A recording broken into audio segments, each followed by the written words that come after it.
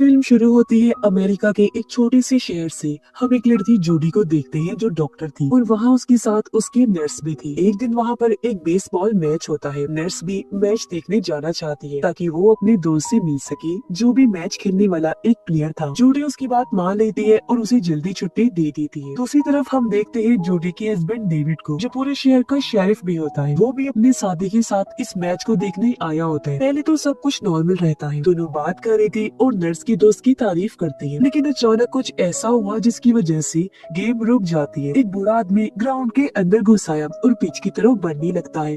उसके हाथ में गन होती है। आदमी बहुत अजीब लग रहा था। डेविड बूढ़े आदमी के वहाँ पहुँचने से पहले जल्दी से पिच को खाली करवा देता है ताकि वो देख सके कि आदमी आखिर करना क्या चाहता है। डेविड को लगता है कि वो आदमी नशे में है और वो उसे गन नीचे करने के लिए कहता है, लेकिन आदमी उसकी बात सुनने को तैयार नहीं था। आदमी फिर डेविड पर गन तान देता है। डेविड को उससे खतरा महसूस हुआ, इसलिए वो उस आदमी को शूट करके मार देता है। फिर डेविड उस आदमी के डॉक्टर से मिला ताकि वो जान सके कि बूढ़े आदमी के खून में शराब की कितनी मिकदार थी। फिर वो उस आदमी की फैमिली से मिला और उसकी मौत का अफसोस करता है। फिर कहते हैं कि वो नशे में था, इसलिए मैं कुछ और नहीं कर सकता था सिवाय उसे मारने की। आदमी की वाइफ डेविड की बात सुनने के लिए तैयार नहीं होती और कहती है कि उन्होंने तो काफी देर पहले ही शराब पीना छोड़ दी थी और वो इस बात से बहुत खुश भी थी, जो बताकर औरत रोने लगी और गुस्से में शेरिफ को थप्पड़ भी लगा देती है। अब डेविड को इस हादसे के बाद सारी रात नींद नहीं आती, इसलिए सुबह होते ही वो खुद को मसरूफ रखने के लिए काम में लगा रहता है। जूडी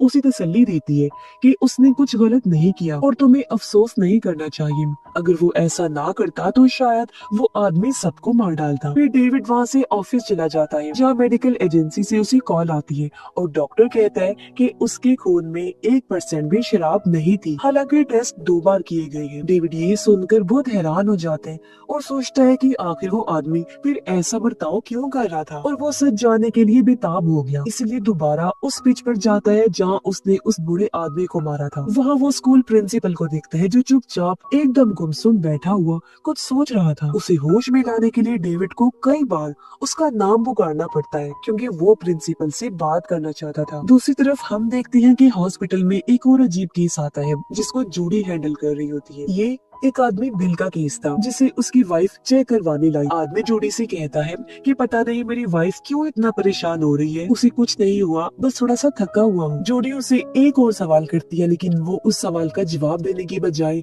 फिर से वही बात रिपीट करता है कि मेरी वाइफ ऐसे परेशान हो रही है, मुझे कुछ भी नहीं हुआ। अब हमें बिल का घर दिखाया जाता है और बिल को देखकर लगता है कि उसकी वाइफ की परेशानी सही थी, क्योंकि उस रात वो सच में पागलों की तरह बर्ताव कर रहा था। अब जब उसकी वाइफ बाहर निकलती है तो वो देखती है कि बिल ने अपने ट्रैक्टर मशीन को ऑन रखा हुआ है। वो बिल को ढूंढने लगती है, पर तभी उसे अपने बेटे की आवाज सुनाई दी जो अपनी माँ को बुला रहा होता है, इसलिए वो फिर से घर के अंदर भाग गई।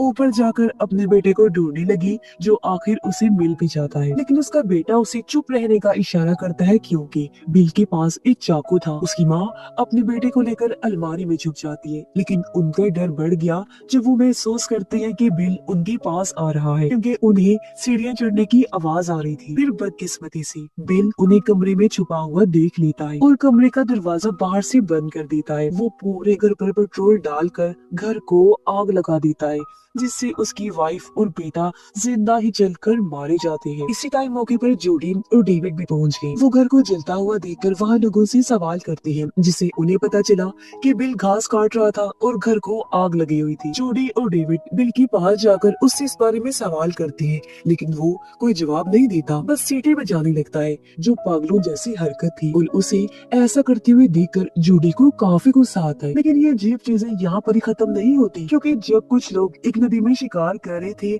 उन्हें एक जगह से लाश मिलती है जो एक पायलट की लाश थी। अब डेविड और डेप्यूटी अपने साथियों के साथ कश्ती में बैठकर इस जगह की छानबीन और लाश की छानबीन करने के लिए निकल पड़ते हैं। कश्ती में बैठे हुए उन्हें एक प्लेन मिलता है जो इनके शहर से कुछ दूरी पर यहाँ नदी में तबाह हो गया था। तभी हम देखते हैं कि ड्रोन के जरिए उन पर नजर रखी जा रही है और वहाँ लिखा हुआ था कि पूरे शहर में एक अजीब तरह का वायरस फैल गया है, जिस वजह से लोग इन्फेक्टेड बीमार हो रहे हैं, जिसके बाद उनका बर्ताव हद से ज्यादा खराब हो जाता है। अब डेविड ये जानने की कोशिश करता है कि पूरे शहर को पानी कहाँ से सप्लाई किया जाता है, जो पानी शहर के लोग इस्तेमाल करते हैं। डेविड ये भी जानने की कोशिश करता है कि आखिर नदी में वो प्लेन कैसे तबाह हुआ था। उसे इस प्लेन में कोई गड़बड़ी लगती है, क्योंकि पहले तो उन्होंने कभी कोई ऐसी खबर नहीं सुनी जिसमें किसी नदी में प्लेन तबाह होने के बारे में बताया गया हो। पर ये सुनकर उसका शक और बढ़ जाता है जब उसे पता चला कि पूरे शहर को पानी इसी नदी से सप्लाई किया जाता है। और तो और नदी का पानी पाइपलाइन के जरिए जब शहर में सप्लाई किया जाता है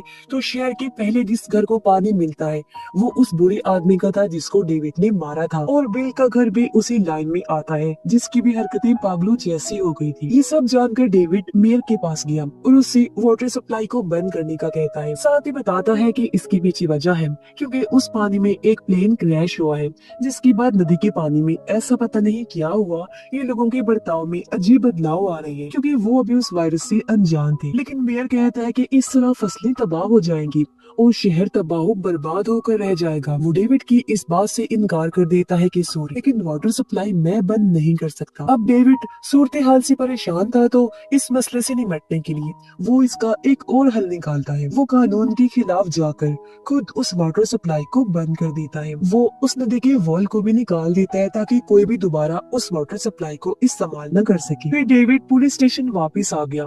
वो और डेप्यूटी देखते हैं कि बिल जमीन पर पड़ा हुआ है, उसका खून बह रहा है और वो जरा भी नहीं हिल रहा। वो सोचते हैं कि शायद बिल मर चुका है, पर जैसे ये उसकी सेल के पास आई एकदम से बिल उठकर दोनों पर हमला करने की कोशिश करता है, जिससे हम समझ पाते हैं कि बिल भी उस वायरस से इन्फेक्टेड हो चुका था। जब भी उसका बर्ताव ऐसा था वो कंट्रोल से बाहर हो गया था। ये देख डेविड कॉल करने की कोशिश करता है पर उसकी कॉल नहीं लगी। पता चलता है कि ना तो इंटरनेट चल रहा है और ना ही नेटवर्क आ रहा है। जब वो बाहर गया तो देखता है कि पूरा शहर वीरान हो गया है और कहीं पर भी कोई भी नहीं है। एक इंसान जो गाड़ी में बैठकर उसकी तस्वीरें ले रहा था, डेविड उसे देखकर उसके पीछे भागता है पर तब तक गाड़ी वहाँ से जा चुकी थी। अब डेविड मेडिकल लैब में जाता है डॉक्टर से मिलने ताकि वो बूढ़े आदमी की लाश के बारे में और जानकारी हासिल कर सके। यहाँ उसे एक जख्मी आदमी दिखाई देता है जिसकी हालत बहुत खराब थी। डेविड उसकी मदद करने की कोशिश करता है पर पीछे से डॉक्टर आ गया जो भी इन्फेक्टेड होने की वजह से पागल हो गया था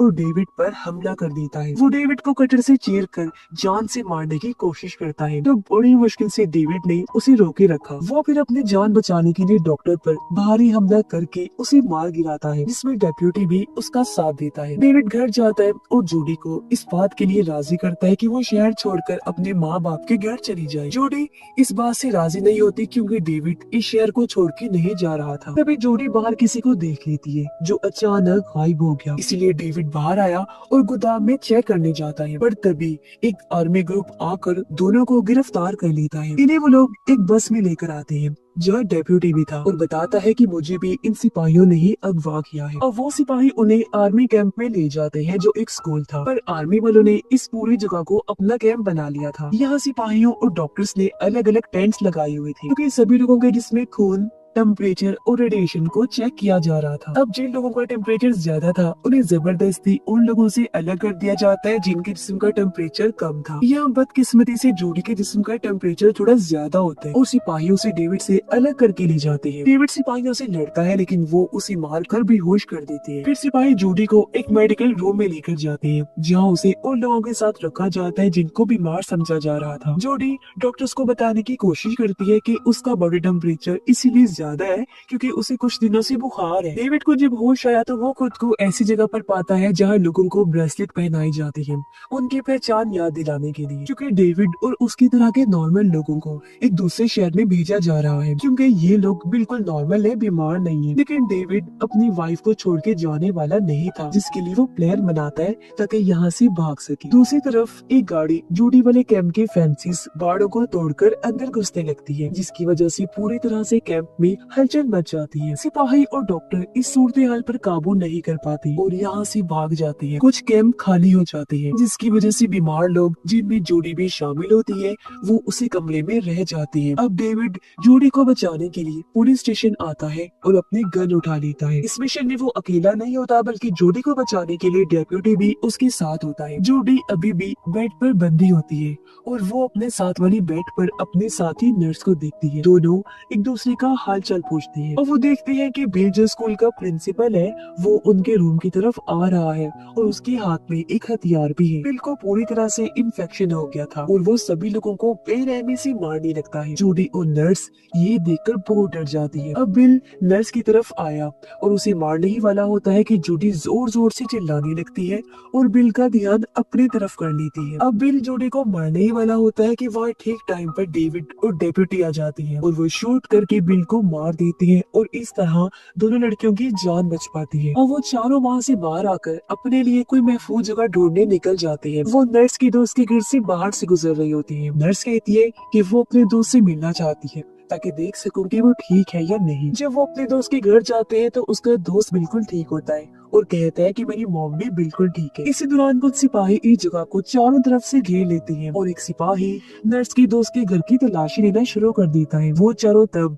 खेत में छुप जाते हैं। अब सिपाही उसकी माँ को ढूंढ लेते हैं और उसके खून को टेस्ट करने लगते हैं। ये देखकर नर्स का दोस्त भागता है अपनी माँ को बचाने के लिए। तब सिपाही उन दोनों को गोली मार देती है और उनकी लाशों को आग लगाकर जला देती है। ये देख वो चारों और डर गई क्योंकि सिपाहियों को हुक्म मिला था कि उन सब लोगों को फांसी दे दी जाए जो सिपाही नहीं है लेकिन बने हुए हैं और उन लोगों को भी जो इन्फेक्टेड है। अब अगले दिन डेविड उन सबको अपने घर ले जाता है जो उसने अपने बच्चे के लिए बनाया था। नर्स और डेप्यूटी गाड़ी को ठीक करने की कोशिश करते हैं जबकि जूडी और डेविड घर के अंदर चले जाते हैं। डेविड घर से जरूरी सामान इकट्ठा करता है। जूडी अपने बच्चे के कमरे में जाती है जहाँ पीछे बूढ़े आदमी की वाइफ खड़ी थी जो पूरी तरह से इन्फेक्टेड हो चुकी होती है। अब डेविड जब कमरे में आया तो देखता है कि जूडी को बांधा हुआ है। फिर अचानक बूढ़े आदमी की वाइफ डेविड पर हमला कर देती है क्योंकि वो पूरी तरह से पागल हो गई थी। बूढ़े आदमी की वाइफ डेविड के हाथ में फर्श पर चाकू घोंप देती है और उसे गन दिखाकर धमकाने लगती है। जब डेविड ने देखा कि वो मेरी वाइफ को मार देगी तो वो हिम्मत करके उसका मुकाबला करता है और आखिरकार उसे मार गिराता है। इस सब में डेप्यूटी भी उसकी मदद करता है। अब जूडी को ऐसा लगता है कि डेप्यूटी भी वायरस से इन्फेक्टेड हो गया है क्योंकि उसका बर्ताव बहुत ज्यादा गुस्से वाला बनता जा रहा था। लेकिन डेविड अभी भी इस बात पर यकीन करने से मना कर देता है। अब वो चारों गाड़ी में जा रहे होते हैं कि नर्स को खांसी आती है जिसे डेप्यूटी को लगा कि वो भी वायरस से इन्फेक्टेड हो गई है। अब सब आपस में लड़ने लगी लेकिन डेविड उन्हें लड़ाई को खत्म करने को कहता है क्योंकि एक हेलीकॉप्टर उन पर हमला करने के लिए उनके सर पर मंडला रहा था और उन्हें अब छुपने के लिए जगह ढूंढनी है। अब डेविड अपनी गाड़ी का रास्ता बदलकर एक कार वॉश में चला जाता है जहाँ गाड़ियाँ धोई जाती है लेकिन यहाँ भी उन्हें मजीद मुश्किलों का सामना करना पड़ता है। वो हेलीकॉप्टर के जाने का इंतजार कर रही थी लेकिन कोई कार वॉश को चला देता है और उनकी गाड़ी आगे को चली जाती है जहाँ से निकलना बहुत मुश्किल हो गया था। इतने में वहाँ पर काम करने वाले कुछ लोग सामने आती हैं जो इन्फेक्टेड थी और इन पर हमला कर देती हैं लेकिन वो लोग किसी तरह उन्हें मारने में कामयाब हो जाते हैं और डेविड कार वॉश से कार को निकाल लेता है। लेकिन उनमें से एक आदमी नर्स पर हमला करता है, उसके गले में पाइप डालकर उसे हवा में लटका देता है जिसकी वजह से वो मारी जाती है। अब बाकी तीनों लोग नर्स को देखने बाहर आती हैं पर तभी वो हेलीकॉप्टर डेविड की गाड़ी को तबाह कर देता है। अब उन तीनों के पास गाड़ी नहीं होती इसलिए वो पैदल चलना शुरू कर देते हैं। अब वो वहाँ पर एक गाड़ी को आते हुए देखते हैं। यहाँ भी डेप्यूटी बिना सोचे समझे अपना गुस्से वाला बर्ताव दिखाने लगा और एक नोकदार ट्रैप सड़क पर डालकर गाड़ी का एक्सीडेंट करवा देता है जिससे वो गाड़ी पलट गई। गाड़ी में एक एजेंट था जो बच गया था, उसे भी डेप्यूटी मारने की कोशिश करता है लेकिन डेविड उसे रोक देता है क्योंकि वो आदमी से बात करना चाहता है। डेविड उस आदमी से पूछता है कि ये सब क्या हो रहा है। तब वो आदमी बताता है कि जो प्लेन नदी में तबाह हुआ था उस प्लेन में दरअसल हाई टेक और केमिकल से भरे हथियार थे जिसे एक दूसरे शहर ले जाया जा रहा था लेकिन वो प्लेन नदी में तबाह हो गया जिससे पूरे शहर का पानी खराब हो गया जिस वजह से ये इन्फेक्शन फैलते फैलते इतना ज्यादा बढ़ गया। जो लोग भी इसकी लपेट में आकर बीमार होते हैं उनका बर्ताव अजीब होता है, वो दिमागी तौर पर गुस्से वाले पागलों जैसे हो जाते हैं क्योंकि वायरस का असर इंसान के दिमाग पर होता है इसलिए वो इंसान उल्टे सीधे हरकतें करने लगते हैं। जब भी इस मूवी का नाम है द क्राइसिस। अब अचानक डेप्यूटी उस आदमी को मार देता है। डेविड को लगता है कि डेप्यूटी भी इन्फेक्टेड हो गया है। अब चुपके से डेविड उसकी गन उठा लेता है लेकिन चालाकी से डेप्यूटी ने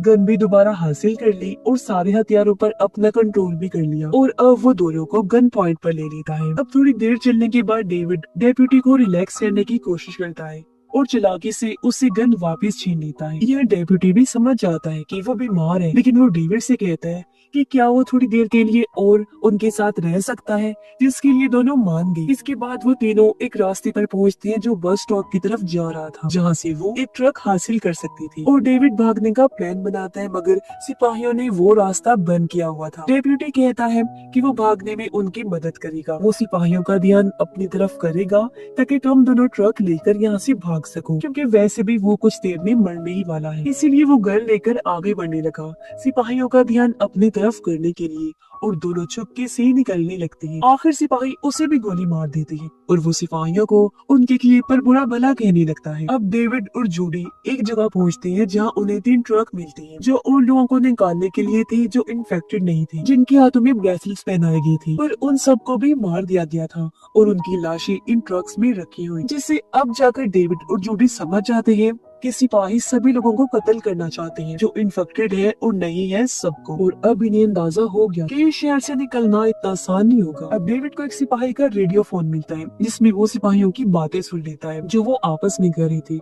इसमें बताया जा रहा था कि 10 मिनट में कुछ होने वाला है, और बस ये कहने के बाद 10 मिनट का टाइम लगा दिया जाता है और काउंटडाउन शुरू हो जाता है। तो वो जल्दी से निकलने की तैयारी करती है, पर यहाँ बहुत सारे इन्फेक्टेड लोग आ जाते हैं जो इन पर हमला करने की कोशिश करते हैं, लेकिन दोनों जैसी तैसी उनसे लड़कर उन्हें हरा देते हैं। जोडी एक आदमी को गोली मार देती है जबकि दूसरे को डेविड आग लगाकर जला देता है। फिर ये दोनों ट्रक में बैठकर यहाँ से निकल जाते हैं, पर तभी वो रेडियो पर 35 सेकंड का काउंटडाउन सुन लेती है। ये तकरीबन 10 मिनट पूरे होने वाले थे। जैसे ही 10 मिनट पूरे हुए एकदम खामोशी छा गई। अब हम एक तेज रोशनी को शहर में फैलता हुआ देखते हैं, जिसके साथ ही वहाँ जोरदार धमाका होता है और सब कुछ तबाह हो जाता है। धमाके के जोर से इनका ट्रक भी पलट जाता है, पर खुशकिस्मती से दोनों की जान बच गई थी और अब वो ट्रक से बाहर आकर पैदल ही आगे बढ़ने लगते हैं। उन्हें भी एहसास हो गया था कि पूरे शहर को धमाके से तबाह कर दिया गया है जो आर्मी ने किया था, ताकि इन्फेक्शन को इस शहर से